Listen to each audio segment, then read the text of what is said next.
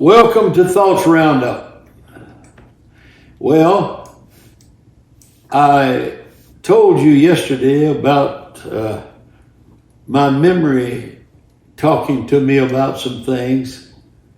And I mentioned, I hope that you heard it yesterday, but in case you did not, during the Second World War, soldiers trained around our home.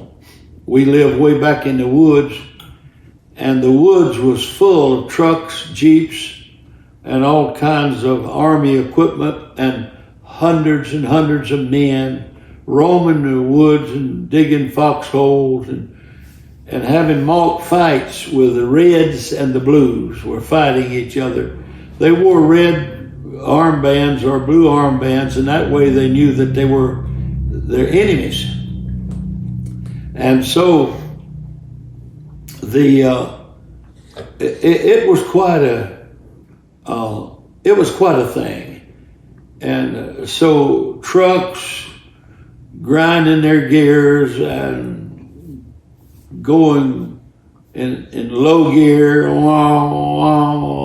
all of that, and bringing in supplies and making the soldiers go without food and go without water a lot of times in order to train them. It was quite a thing. And then one day the war got over, and we were so happy, and the trucks started moving out, and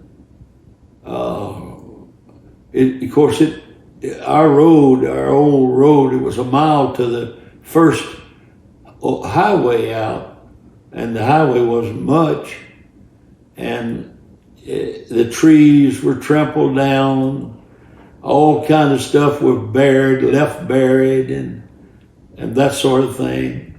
A lot of things that was good, they just didn't want to fool with it. They just buried it. No telling how much army stuff is buried on our old property back there. And so after they were gone for several months, my uncle found a wallet in the woods.